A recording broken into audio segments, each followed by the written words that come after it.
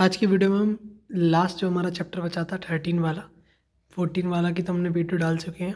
ये statics chapter है। इसमें हमारे पास तीन चीज़ होती हैं जो पढ़नी है हमें, मीन, मीडियन, मोड। तो मीन में हमारे पास तीन फॉर्मूले हैं, direct method, assume mean method, step deviation method. Direct method में क्या करते हैं, हम एक्स आई निकालते हैं, क्लास मार्क निकालते हैं, upper limit plus lower limit by 2 करके।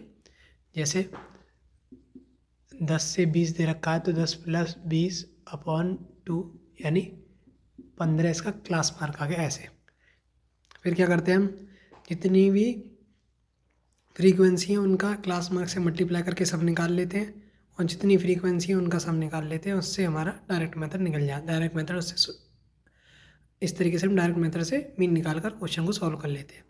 अज्यूम्ड मीन मेथड में क्या होता है, एक हम ए मान लेते हैं, अज्यूम करते हैं कि एक जगह बीच में कहीं एक जगह जो मीन है वो कंसंट्रेट हो रहा होगा, यानी हमने मान लिया वहीं आसपास कहीं आएगा, तो उसे मान लेते हैं बीच के किसी एक नंबर को ए।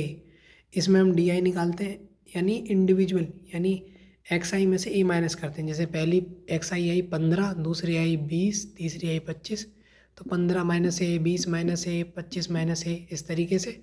फिर उनका एफ आई के साथ डी आई के साथ मल्टीप्लाई करके सम निकालते हैं, और एफ आई से समीशन एफ आई से डिवाइड निकाल के ये वाला फॉर्मूला यूज़ करके हम मीन निकाल लेते हैं। ऐसे ही स्टेप डेविएशन मेथड होता है। इसमें हम एक स्टेप आगे बढ़ते हैं, मतलब थोड़ा सा एडवांस कर देते हैं फॉर्मूले को। हम यू आई इंट्रोड्यूस करते हैं। बड़ी वैल्यूज़ होती हैं तो उसमें एच एक फैक्टर मान लेते हैं जो कॉमन आ रहा हो, उससे पूरे में डिवाइड लगाकर यू आई निकाल लेते हैं ऐसे करके। और फिर ये वाला फॉर्मूला लगाकर हम एक्स का मीन निकाल देते हैं जितना भी हमारे पास डाटा दे रखा होता है। तीनों में से कोई भी मेथड आप लगा सकते हैं, तीनों एप्लीकेबल होते हैं।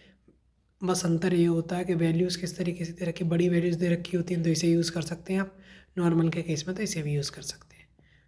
तो अब देखते हैं मीडियन के बारे में। मीडियन में एक नया टर्म आता है, कम्युलेटिव फ्रीक्वेंसी।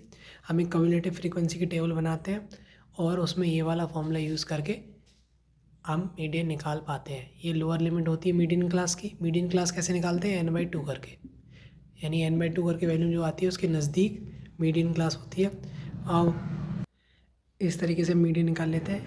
ये लोअर लिमिट होती है मीडियन क्लास की, ये n/2 यहाँ से ये आ ही गया था। ये सी एफ क्या होता है, जो हमने मीडियन क्लास मानी होती है उसके ऊपर वाली जो कम्युलेटिव फ्रीक्वेंसी होती है वो ली जाती है, और फ्रीक्वेंसी उसी मीडियन क्लास की ली जाती है। एच डिफरेंस होता है इंटरवल के बीच का। फिर आता है हमारे पास मोड। मोड में क्या है, ऐसे ही मोड मॉडल क्लास निकालते हैं, यानी जिसमें सबसे ज़्यादा दे रखा हो। लोअर लिमिट निकालते हैं, एल जो होती है उसकी, और ये फॉर्मूला यूज़ करते हैं। F1 क्या है, मीडियन क्लास की फ्रीक्वेंसी, उससे पहली वाली क्लास की फ्रीक्वेंसी F0, उससे आगे वाली क्लास की F1, यानी F1 हो गई मीडियन क्लास की, F0 हो गई उससे ऊपर, और F2 उससे नीचे। ये इस तरीके से हम सॉल्व करके हम ये तीनों पैरामीटर्स, ये तीनों मेजर ऑफ सेंट्रल टेंडेंसी निकाल लेते हैं। अब क्योंकि ये एक रिवीजन सीरीज़ है तो इसी में इतना ही रखेंगे, बाकी इसके क्वेश्चंस काफ़ी बड़े होते हैं तो वीडियो में कवर करना मुश्किल है, तो ये रिवीजन सीरीज़ में इतना ही रखते हैं। और आपके बोर्ड एग्ज़ाम बढ़िया जाए। Best of luck. Thank you very much.